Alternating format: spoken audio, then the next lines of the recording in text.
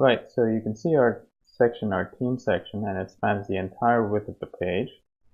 So what I'm going to do is I'm just going to put it into that same container like we did for the previous sections, the portfolio and about. Right? So we'll create this div container,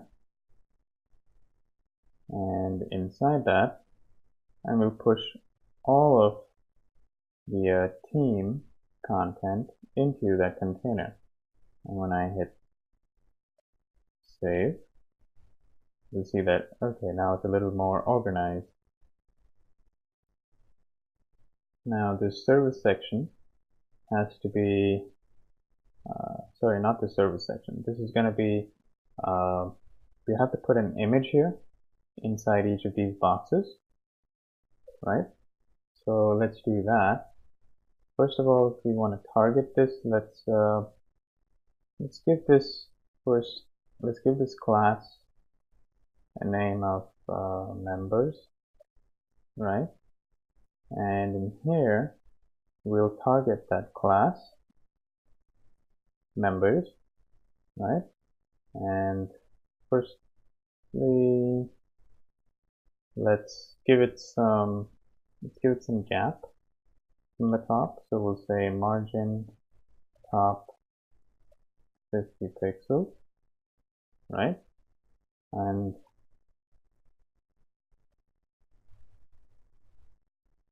that looks better. And in here, we'll position these boxes to be side by side. So we'll do it just like we did before. And we'll call it display flex. Display flex. Now I'm not applying the flex class like we did for the previous sections.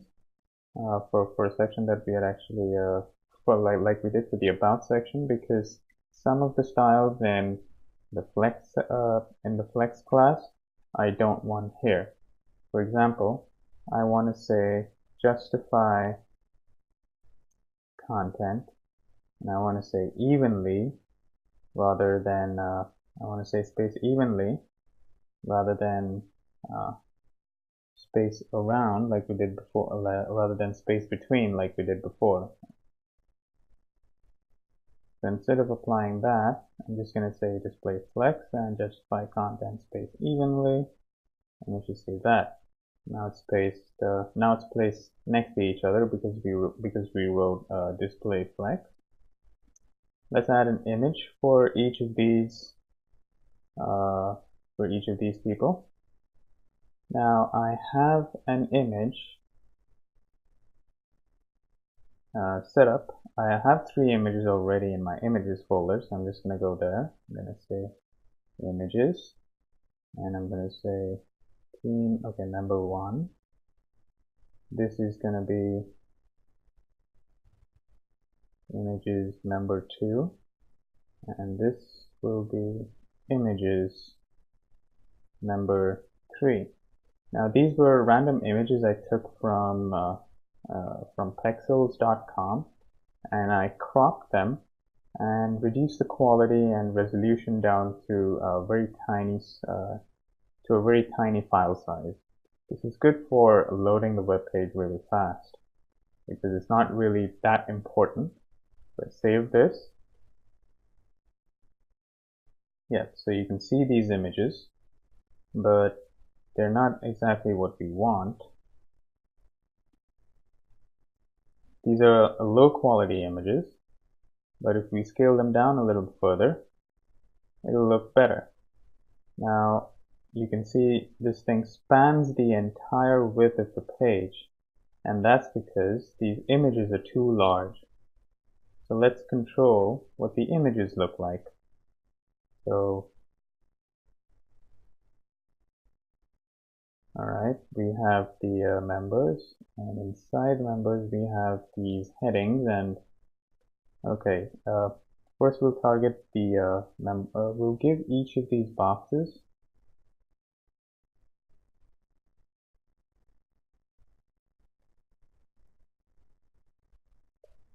class, of member box so that we can control everything inside these three boxes. So I'm going to come here and say in our CSS member box, and I'll say I want all the text in this member box to be aligned to the center. Right now it's to the side. When I save this, you see it reloads and everything is now in the center. This looks much nicer. Now we'll try and control the images. So how do we target the images? Very simple. We say I want the image that's inside the member box class, right? And I'll say I just want the width to be about 300 pixels. That looks better. So it's reduced it because we adjusted the width, and CSS's height is automatically set to auto. And because when we control the width of an image, usually what CSS does is it auto controls the height, unless you specifically say that I want the height to be of a certain measurement. Okay, so we'll say 300 pixels, and let's provide a border radius, and we'll say 3 pixels. This looks nice. Actually, let's change that because everything looks the same. If we write border radius 50%, we can crop the entire image, and we set a radius to look like a circle. There, that looks nice. Let's reduce the size of these images a bit. Right, good.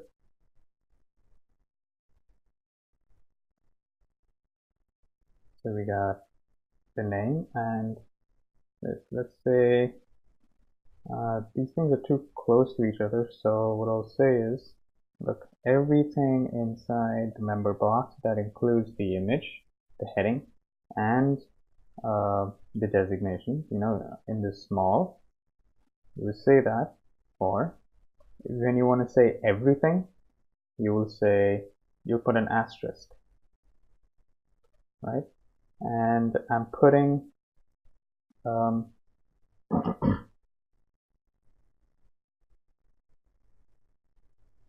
this arrow here so that we can specify everything which is just inside the member box, right? Immediately inside the member box, right? And then I say padding 10 pixels, like that. Okay, that's too much. What I'll do is I'll just say, in fact, I'll just say margin top. Okay, so that looks better. So all of these things, all of this inside this has a margin top of 10 pixels, 10 pixels, 10 pixels. That looks nice. Great. Finally, now we can move on to our contact section and finish that up. So let's have a look at our template.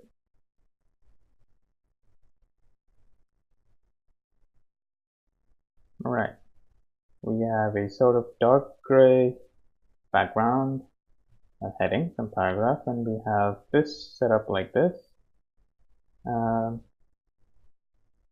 right, so they have 3 boxes here, 1, 2, and 3, and they're using the same kind of format that we've applied here or in the previous sections. It should be fairly similar once again. Now, of course, you can do a lot more when it comes to websites. Let's just try and finish this up. By the way, I'm simply showing you how we can create a web page how to create the style of a web page, so you get a little understanding of how we go about doing it. Great. Now we're in our footer, which is the contact. We've given it an ID of contact. First things first, let's give it a background in our styles. So we'll say this is the footer section, and we're going to say the footer will have a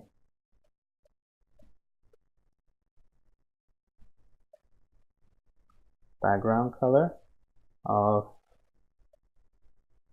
we put some sort of dark gray.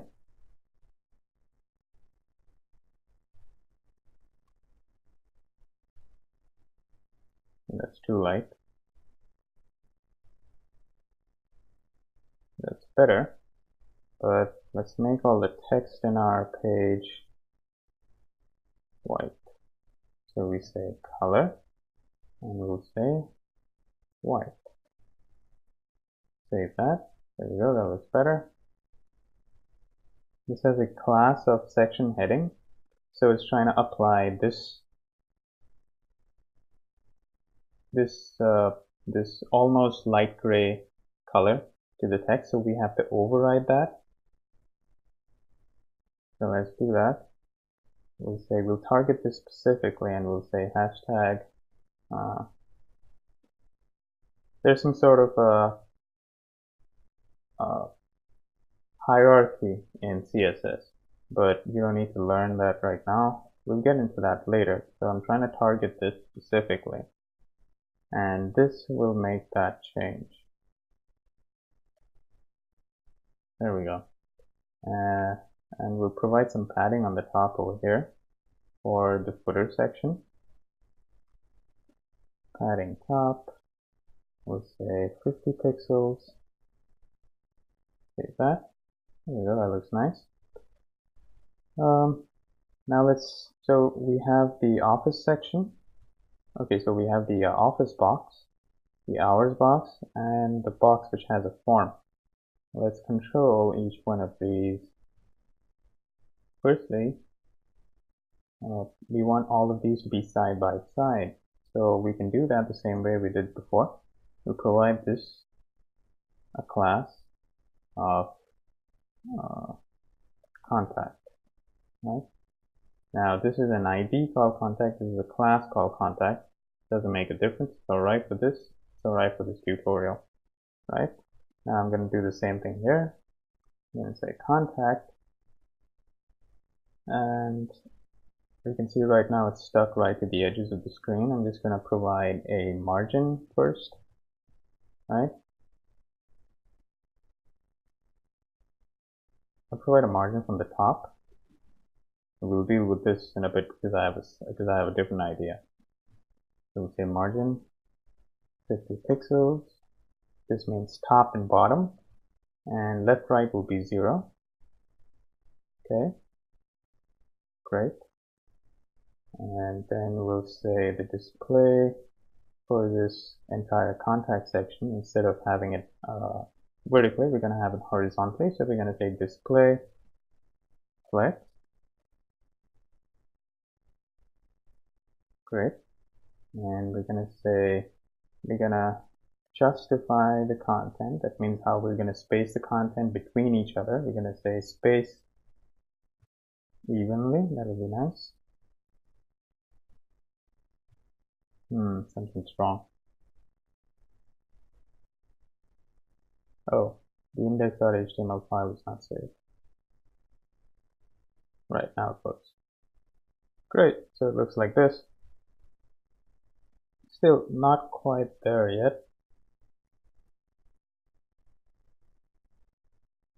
We'll align these items to start. Okay, that'll be better. Because as you can see,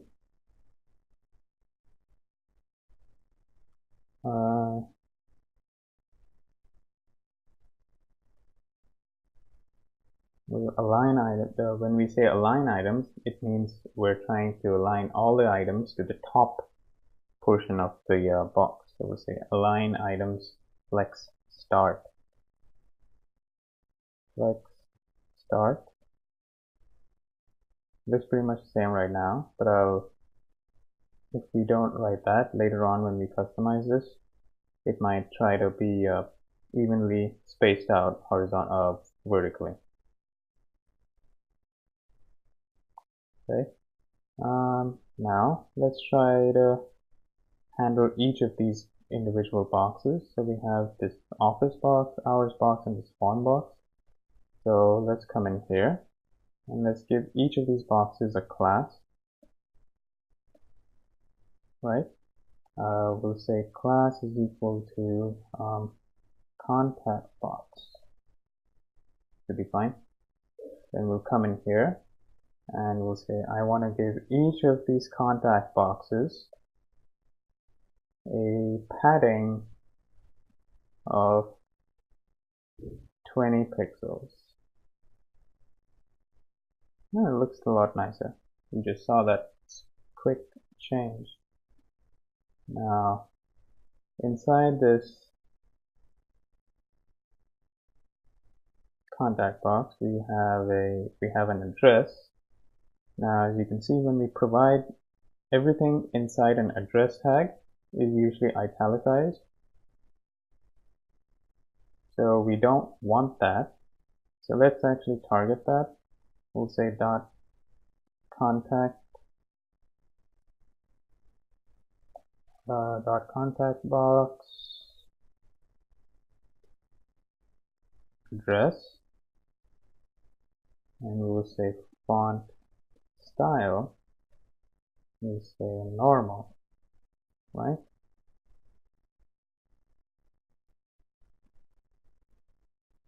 Great. Now this looks normal. Okay. Now another thing we want to do is these are list items inside the unordered list.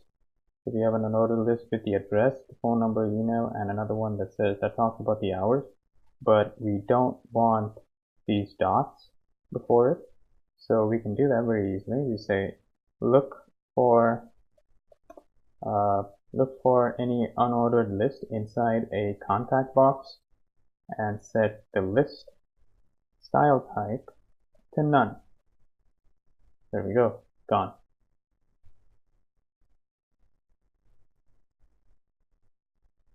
This looks alright. But I think this line is too long. It doesn't look quite nice. Let's bring this to the next line. And the way we can do that is just put a break line here before new building. That should be okay. We'll say break line. Save. There we go, that looks nicer. Alright. This is coming together pretty good. Let's target this form section now. We just finished with the form section, so this should be a good recap of how to do it. Now there is only one form in this web page, so we're just going to simply target that one. We're just going to directly say form. So we have a form with different input types, right? We have input type text, email, and text area, and we also have a button. So we can say I want to give some spacing between all this. You know, I want to remove this slight border that they have. I want to make this slightly curved at the end. That'll look nice. So we'll say, look, in the form there may be any sort of input tag, whether text or email. Then inside this form there's also a text area, and there is also a button inside this form. So in there, put padding of 10 pixels for all of these elements. There we go, that looks nice. So this allows us to leave some space between the text and the borders of and the edges of the element. That looks nicer. Okay, let's finish up with that, then we can move on. Let's say give each of these a margin of 5 pixels because they're too close to each other, right? As you can see right now, they're too close to each other, so let's do that. Margin of 5 pixels. They're at least nicely spaced out, right? We'll give them a border radius of 3 pixels. Now they have a border, but you can see that there's a slight border here which we don't want, very light gray, so let's remove that. We'll say border none. Great. Now what I want to do is I want to say I want to bring this text area to the next line. For that, I'll have to say form text area display block. Now you can do this in CSS, or you can even do this in HTML, but by just putting a break line tag over here. We're just gonna do it in CSS. Great. So this moves to the next line.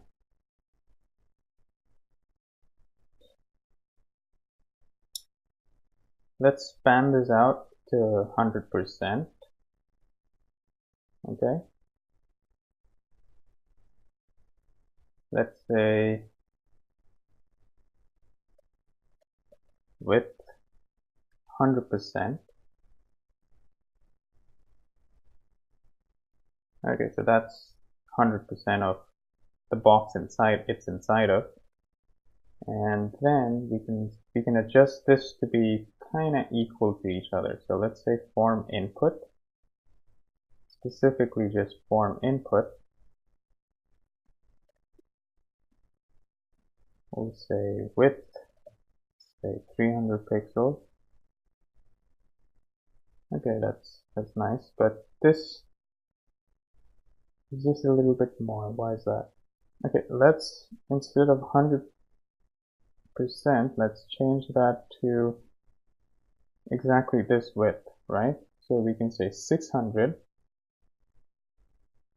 That's 300 plus 300. And this gap, and we set the margin over here to 5, so 5 from this side and 5 from this side, so that's about 10, so it'll be 610. Let's say width is 610 pixels. Maybe coming up a little short. Let's just say 615. This button doesn't really look nice. Let's change that. So I'm gonna say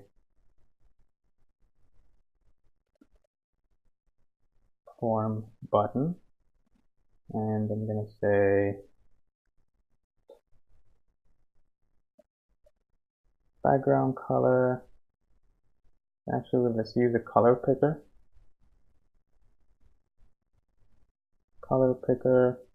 And we'll go to blue. Okay, it's blue. Let's copy this.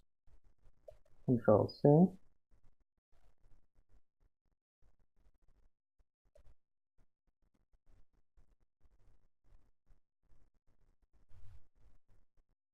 So that looks nicer. We'll change the color of the text to be white.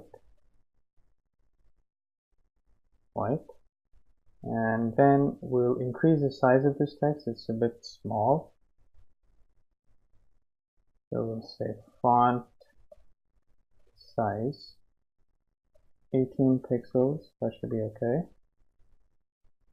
Looks good. We'll make it bold. Let's say font weight bold. Let's increase the width of this button. We'll say width Actually, we can do that right here. And just say form button. So this means the form input and the form button have a width of 300 pixels. We already have specified something like that over here, so we don't need to do that here. We can just write form. We can just add form button to this style over here, right? Then what else? Okay, we want to center this, so we'll say margin 10 pixels from the top and bottom, and auto for left and right. Save that. Okay, it doesn't work. Because buttons are inline elements, so they should be set to display block. There we go, that looks better. Great. Let's do one more thing. When we hover over this, we want our pointer to turn. We want our cursor to turn to a pointer. So we'll say cursor, pointer. Yes, that works. Great. This looks good. Finally, let's customize our copyright section. Alright, almost approaching the end of this. So we can target this copyright section over here by saying copy. We'll provide this a class of copy, let's say. Right, and let's start. Okay, copy. We'll say the background color will be black, right? Background color, say black. Something can work. That copy, class is copy. Oh, I didn't save this. HTML. There we go, that looks nice. Let's give it some padding. Let's see what our this looks here. Okay, that's a lot of padding. So we can do that too. Let's say padding. Top and bottom will be 20 pixels.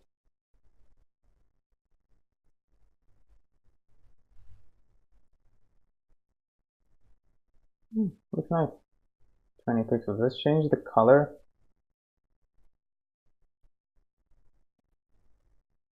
Okay, this is slightly gray. Okay, we'll actually set that gray for our terms and conditions, which we have here. So let's bring this to the center first. Say text align center. That looks good. And we have an anchor here that provides us the terms and conditions. That will be a link for the anchor, right? And we'll say dot copy. Inside copy we have an anchor. An anchor will have a color of light gray.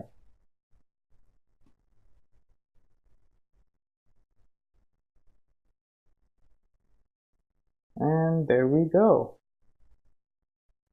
This completes our web page and how we use styles to make a web page look nice. Now, of course, you didn't understand everything, but if you were following along and doing this on your computer at the same time, this will give you enough practice to this will at least make you familiar with what we're about to learn in CSS. Great, we've come a long way. Let's have a look at the website for the last time. Nice. We have a header, we have a navigation, and we can click on any of these navigation buttons to go to that section directly, because we've set up IDs, right? We have a main section which has a picture in the background and some text placed on top of it. We have an about section. We have 3 boxes inside the about section, and we've also imported some icons, some Google icons. We've customized each of these boxes with some borders, some background colors. We've seen how to provide some space by using margin or padding. Now, when to use those specifically, I'll explain in our CSS tutorial. We provided a background for another color for another section. Over here, to place these boxes side by side, we used a CSS technology called Flexbox. For our portfolio section, we set up these boxes in this fashion by using a CSS technology called Grid. Using CSS Grid. Once again, we used Flexbox for our team section, and I showed you how to we can make an image border completely circular by setting the border to 50%. That's nice. We used Flex over here again. Set the background to dark gray. We removed the dots from the list like this, and we also once again designed a form. Created a button, and finally we have a footer. So this is a full website styled in CSS. Now there are a couple more things that we can do, and which we actually must do if we're going to publish this website. Like we need to be able to animate some of these elements so that when the user interacts with your web page, there's some sort of feedback. We'll also have to eventually deploy some JavaScript if we want certain things to be interactive in such a way, like we want a gallery, a scrollable gallery, let's say. We want dynamic content, that would be JavaScript once again. And if we want to resize this page, we would have to apply different technologies related to responsive web design. And by responsive web design, I mean, I can show you what that means exactly right now. So this is the website as it looks on my screen. But if let's say I had a smaller screen like a simple tablet, then you can see that everything, it doesn't align so well. You can see the page doesn't align so well. So using responsive web design, we'll be able to manage this. As you can see, this doesn't look so nice. The words are all messed up. Half of the stuff goes off screen. So using responsive web design, you'll also be able to customize your website to adapt to different screen sizes, like for desktop, for mobile, for tablets, for laptops, and even bigger screens. So a lot of things we have to cover with CSS, but I hope this was a good precursor for you to start getting familiar with what we're about to learn in CSS.